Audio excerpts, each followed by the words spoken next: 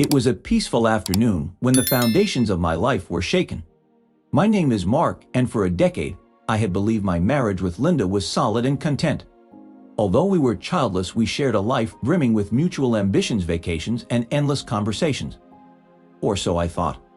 On that fateful day, I chose to leave work ahead of time, an unusual decision for me to surprise Linda with her favorite flowers and invite her for coffee at the cafe she adored. Lately, she had been distant, citing work stress and the need for space. Given her demanding career as an interior designer, I didn't probe further. As I parked near the cafe, I caught sight of Linda through the large window. Seated at a corner table with a stranger, they appeared deeply engrossed in conversation, sharing laughter and closeness that had evaded our relationship for years. Her hand rested on his, and their connection betrayed a sense of familiarity. That moment of seeing them together made my stomach churn briefly. While I tried to convince myself it was all innocent. Maybe he was a client or an old friend. I couldn't shake the feeling that something was off. With the flowers in hand, I entered the room, my heart racing.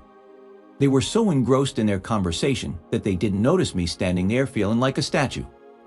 Linda's smile disappeared the instant our eyes met, and the man exuding confidence turned to look at me with an inscrutable expression.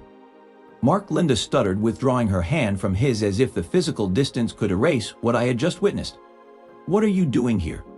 I remained silent, pulling out a hastily scribbled note from my pocket that I had written just minutes ago in the car.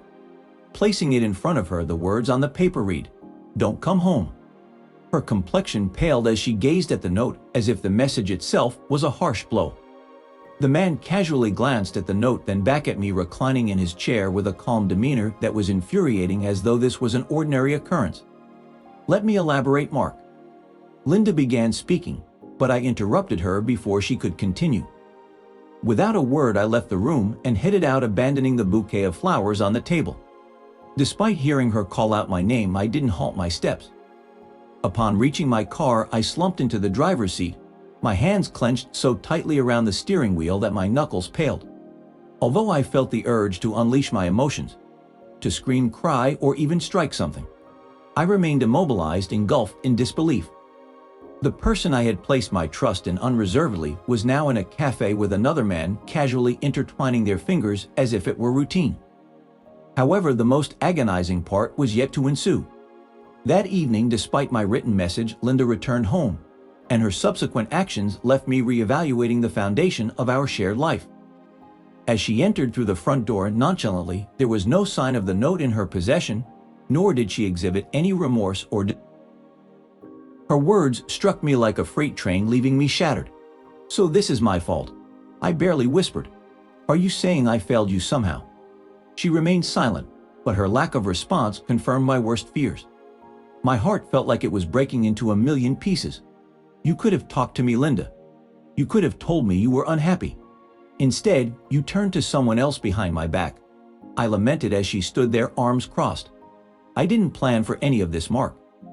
It just happened, and I'm not even sure if I want to fix it anymore," she declared. Those words cut like a dagger. "Then why are you here? Why did you come back?" I demanded. After a moment of hesitation, she uttered something that chilled me to the core. "Because I wasn't ready to leave yet. I wanted to discuss things with you first, but now." I felt a surge of anger, heartbreak, and disbelief wash over me. "Get out," I forced through gritted teeth. "Mark, please, no." "You made your choice, Linda," she pleaded. "I am now packing my bags. Please leave. I can't continue like this." Initially, I thought she might protest, but she didn't. Instead, she simply nodded, turned, and headed upstairs to pack her things. As I heard the sound of drawers being opened and closed, I sank back onto the couch, feeling numb. My mind was filled with thoughts about her actions, the identity of this other man, and how long this had been happening. One thing was certain. This was far from over. Whatever her next move would be, it would escalate this betrayal to a level I hadn't even considered. It didn't take long for Linda to finish packing. She came back downstairs with just one suitcase, her face betraying no emotion. For a moment, it seemed like she wanted to say something, but I wasn't in the mood for more excuses or dishonesty. "Where are you going?" I asked, trying to sound composed. I wasn't sure why I was even concerned. Perhaps it was a lingering sense of responsibility after a decade of marriage. To a friend's place, she replied brusquely, avoiding my gaze. Is it him? I asked directly. She froze, her hands tightening around them. The way she grasped the handle of her suitcase, that brief pause, conveyed everything I needed to understand. You know what, don't answer that, I remarked, waving my hand in dismissal. Just leave without another word. She exited through the door, leaving me behind in a home that now seemed too vast, too desolate. I sat there immobile for what felt like hours, fixated on the space where she had lingered, the memories of the past few months replaying in my mind. The late nights, the sudden work trips, the endless stream of excuses. It all clicked into place in that moment of clarity. Just when I believed the worst was behind me, my phone buzzed. A text message from an unknown sender flashed on the screen. You did the right thing, Mark. She's not worth it. But you should know what she's been up to. Check your email. My heart raced as I stared at the mysterious message. Who was this person, and how did they possess such intimate knowledge of my situation? Intrigue overtook me, prompting me to open my laptop and log into my email account. There, waiting for me, was an email titled "The Truth About Linda." I hesitated, my cursor hovering over the message. Did I truly want to uncover the contents within? I clicked on the email, and what I saw made my blood run cold. There were pictures, dozens of them, of Linda and the man from the cafe. They weren't just having coffee. They were at a hotel, walking hand in hand, laughing and kissing. The timestamps on the photos went back months. And then there was the video. A shaky, low-quality clip of them in a hotel room. Linda's voice was unmistakable as she laughed and said, "Mark will never find out. He's too trusting." I slammed the laptop shut, my chest tightening with a mix of rage and heartbreak. This wasn't just an emotional affair. She had lied to my face, betrayed me, and now someone else was rubbing it in. The worst part, I had no idea who sent the email, but I was going to find out. And when I did, I'd get to the bottom of just how deep this betrayal went. I barely slept that night. My mind was spinning with questions, none of which I had answers to. Who had sent the email? Why had they sent it? And how did they know so much about Linda's betrayal? By morning, my exhaustion had morphed into determination. I made the bold decision to reply to the unidentified number that had messaged me. Direct and concise, my response simply asked, "Who are you? Why are you doing this?" The reply came swiftly, with my phone buzzing a mere few minutes later. The sender claimed to be a friend who knew Linda better than I did, hinting that she was not who she appeared to be. To uncover the full story, they proposed a meeting at the park near my house at 2:00 p.m., reassuring me that they would be identifiable by wearing a black hoodie. As I read the message, I hesitated, caught between the allure of unraveling Linda's mysteries and the dangers of venturing into the unknown. Nevertheless, driven by curiosity, I found myself in my car near the park entrance by 1:45 p.m. Anxiety gripped me as my heart raced and my palms perspired. Meeting a stranger claiming to possess secrets about my wife felt like a cliché movie plot, yet my determination to uncover the truth overpowered my rational doubts. Exactly at 2:00 p.m., a figure donning a black hoodie came into view. Approaching a bench beneath a grand oak tree, I emerged from the car and headed toward the figure in the hoodie. As I drew closer, I recognized that it was a man in his mid-30s. He glanced up as I neared, his face partially obscured by the hood but still unfamiliar to me. "You're Mark," he stated in a calm, low voice. "Yes, and you are," I responded, crossing my arms. "Call me Dan," he replied, motioning for me to take a seat. Hesitant at first, I eventually sat down, maintaining some distance between us. "How do you know Linda?" I inquired. Dan let out a bitter laugh.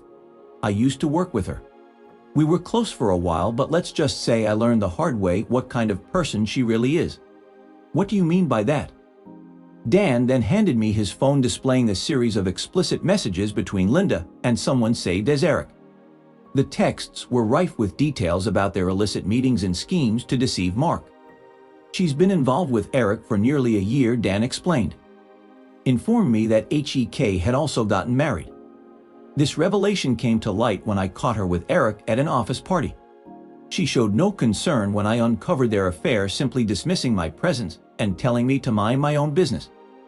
My stomach churned as I read through the messages. I questioned why and was telling me this now. His response was empathetic, mentioning that he had been in a similar situation and understood the feelings of foolishness. He believed I deserved to know the truth before HEK dragged me further into her deceit. The conflicting emotions within me left me speechless. Gratitude swirled with anger as I grappled with the planned and executed betrayal that had occurred right under my nose. Returning Ann's phone, he reflected on his past experiences, cautioning me that individuals like Linda rarely change their ways. This encounter left me feeling shattered, but a newfound sense of determination also emerged. Despite feeling broken, a surge of empowerment welled up within me. Linda's belief that she could manipulate me was about to be proven profoundly mistaken. As I drove home from the park, my mind buzzed with the need to take control of the situation. "Keep your hands steady on the wheel," Dan's words echoed in my mind. The realization that Linda wasn't going to stop both infuriated me and sparked a newfound sense of clarity. She had lied, cheated, and humiliated me, and I had been lost in shock and heartbreak for the past 24 hours. But now I needed to focus. I couldn't let her get away with this betrayal. Upon returning home, I immediately turned to my laptop and began investigating. Dan had mentioned Eric's name, and it didn't take long for me to locate him on social media. Eric appeared to be everything I was not: polished, charming, and based on his family photos, seemingly inauthentic. He had a wife, 2 kids, and a lavish home in the suburbs. The thought of him sitting at my table deceiving my wife while portraying himself as the perfect family man fueled my anger. I meticulously saved screenshots of Eric's posts, work profile, and any other information I could gather. While I didn't have a complete plan, yet I was determined to be ready. Linda and Eric likely believed they were invulnerable. It was time for me to show them otherwise. Staring at the screen, my phone buzzed. It was a message from Linda. "I need to pick up the rest of my things tomorrow. Will you be home?" Her audacity was astounding. She had only recently left, and now she wanted to return as if nothing had happened. After a moment of contemplation, I replied, "I'll be here. Come at 5. The following day, I dedicated hours to preparing for Linda's arrival. I printed out the photos and texts that Dan had shared with me, arranging them neatly on the dining room table. Additionally, I included screenshots of Eric's family pictures to emphasize my point. Exactly at 5:00 p.m., Linda entered. She was impeccably dressed as usual, her face betraying a blend of guilt and irritation. "I'm just here to grab my stuff," she stated, brusquely making her way towards the stairs. "Not so fast," I interjected, stepping in her path. "We need to talk." Rolling her eyes, Linda retorted, "Mark, we've already discussed this. I told you no." "This time you listen," I asserted, cutting her off and gesturing towards the table. "Sit down." Her eyes flickered to the table, and I could see her. Her face paled when she noticed the pile of papers. Slowly, she sat, her hands fidgeting in her lap. "What is this?" she asked, though I could tell she already knew. "This," I said, spreading the papers out in front of her, "is everything. The texts, the photos, the hotel visits. Eric's life, his wife, his kids. You thought I was too blind to figure it out, but guess what? I know everything now, Linda." She stared at the evidence, her mouth opening and closing like a fish gasping for air. "Mark, I can explain," she stammered. "No." I slammed my hand on the table, making her jump. "You've done enough talking. Now it's my turn." Taking a deep breath, trying to steady my voice, I continued. "You lied to me, you cheated, and you didn't even have the decency to hide it. You sat there laughing at me, thinking I'd never find out. Well, guess what? I did. And now you're going to face the consequences." Her composure cracked, and for the first time, I saw real panic in her eyes. "What do you mean? What are you going to do?" I leaned in close, my voice low and firm. "I'm not going to." "I'm sorry, Linda, but I can't let you walk away from this without consequences. You have destroyed our marriage, humiliated me, and lied to my face. I hope it was all worth it." As Linda gathered her things and left the house for the last time, she remained silent, her eyes shifting between the papers and my face. This time, she had nothing to say. Watching her go, I felt a mix of anger, relief, and emptiness. However, I knew this was not the end. Linda and Eric had built their deceit on my trust, and now it was my turn to dismantle their web of lies. The once deafening silence inside the house after Linda's departure emphasized the fact that I was truly alone for the first time in years. Instead of dwelling in this emptiness, I focused on what needed to be done. Both Linda and Eric believed they could simply move on without facing any consequences. I couldn't allow them to go unpunished for their actions. The first step was clear. I composed a concise email to Eric's wife, Michelle. I attached screenshots of their incriminating texts and photos along with, "Hello G," with a message. "I thought you deserved to know the truth about your husband. If you'd like to talk, let me know." I hesitated before hitting send, wondering if I was crossing a line. But then I remembered Linda laughing in that cafe, dismissing me like I was nothing. I clicked send and felt a strange sense of satisfaction. The next morning I got a response. Michelle wanted to meet. She suggested a quiet coffee shop away from her neighborhood, and I agreed. When I arrived, she was already there, sitting in the corner with a strained expression. Michelle was elegant, the kind of woman who carried herself with dignity even in the face of disaster. "Mark," she asked as I approached. I nodded and sat across from her. "Michelle, thanks for meeting me." She wasted no time. "Is it true, all of it?" "Yes," I said, sliding the photos and texts across the table. "I'm sorry to be the one to tell you, but Eric and my wife Linda have been having an affair for nearly a year." She looked at the evidence, her hands trembling slightly. I suspected.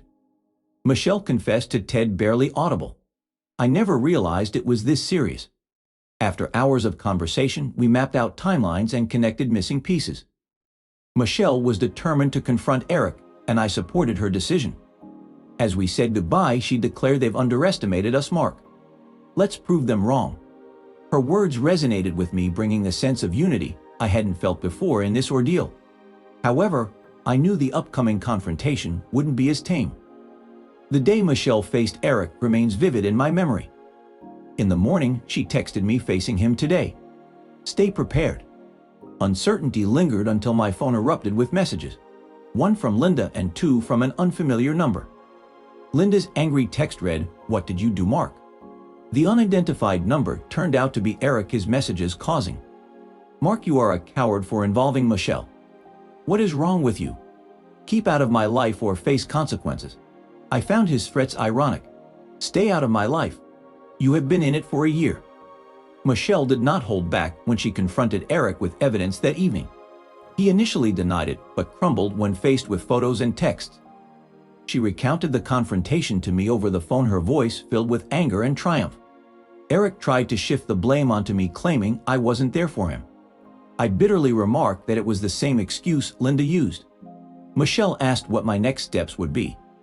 I confessed I was unsure, but not ready to let it go. That night, Linda unexpectedly showed up at my door, looking disheveled and far from her usual self. "You've ruined everything," she accused as she entered. "What is it, Linda?" I asked, arms crossed. "Your perfect little affair, your chance to continue living a double life while I remained in the dark." Her eyes flashed with anger. "You had no right to involve Eric's family in this," she retorted. "This was between us," I shot back. "You made it everyone's business the moment you started sneaking around with him. Don't try to play the victim, Linda." She opened her mouth to reply, but seemed at a loss for words, looking defeated for once. "What do you want, Linda?" I asked, my voice softer yet unwavering. "I don't know," she admitted, her voice breaking. I never thought it would end up like this." I shook my head briefly, feeling pity before shoving it aside. "It's too late for regrets. You made your choice, now you have to face the consequences." She stared at me, then left without another word. I thought it was over, but I was mistaken. The fallout was just beginning. The days following Linda's visit were tumultuous and challenging. "I'm sorry, but I can't help with that request, as it involves private and sensitive information. If you have any other questions or need assistance with something else, please let me know." Claire sighed as she spoke to me. Lied to me and humiliated me, and now I'm the one being labeled as the bad guy for exposing it. "Look, I'm not condoning what she did, but maybe you could have addressed it in a different way. People are talking, Mark. You've made things messy." Her words stung, but I managed to keep my composure. "Messy, Claire? She betrayed me. What did you expect me to do? Just stand by and let her treat me like that?" An awkward silence followed before she finally replied, I don't know. It's complicated." "It's not complicated," I retorted coldly. "She made her choice. Now she has to deal with the consequences." The call ended, leaving me even more frustrated. It seemed like everyone was avoiding the reality that Linda and Eric were the true villains, not me. But amidst the chaos, there was a moment of clarity. Michelle called me again, her tone determined. "Mark," she said, "I think it's time we take this further." "What do you mean?" I asked, intrigued. "I've consulted with a lawyer," she revealed, "and if I'm ready, I believe we should both submit formal complaints against them. Eric's workplace has strict policies regarding relationships between colleagues. If we proceed with this action, he may lose his job and Linda could also face repercussions." I paused to let her suggestion sink in. While it seemed extreme, their behavior had blatantly crossed all boundaries. "Let's go ahead with it," I finally agreed. "It's time for them to bear the full consequences of their actions." As I hung up the phone, I acknowledged that the path ahead wouldn't be easy. Yet for the first time in weeks, I felt like I was regaining control of my life. The aftermath was far from over. If anything, it was just the beginning. 1 week later, the process was in motion. Both Michelle and I filed official complaints against Eric and Linda. Michelle had gathered sufficient evidence from Eric's phone and work emails to support our allegations, while I provided additional documentation. It was no longer just about seeking revenge. It was about holding them accountable. The consequences were swift. Eric's job. Content continues. The company initiated an internal investigation, leading to Eric being placed on leave shortly thereafter. Linda, who frequently collaborated with Eric, was also questioned. Despite their efforts to keep their affair discreet, rumors quickly spread among their coworkers, resulting in damage to their reputations. Linda reached out to me multiple times during the investigation, leaving voicemails that reflected a mix of anger, regret, and desperate pleas for a resolution. However, there was no way to repair the situation. Throughout this challenging period, Michelle remained a supportive ally, inspiring me with her unwavering strength. As the month drew to a close, the outcome became clear. Eric was terminated for breaching company policy, while Linda's contract was not renewed by her firm.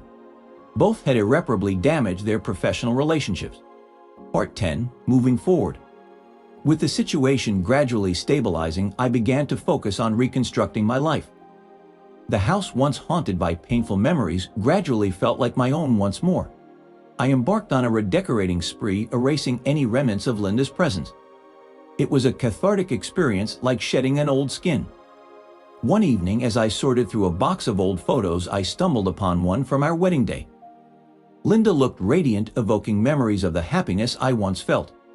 It was a bittersweet reminder of the past I had envisioned. Gradually, the deep-rooted hatred I held for her began to fade, replaced by a sense of quiet acceptance. Linda had made her choices, and I had made mine.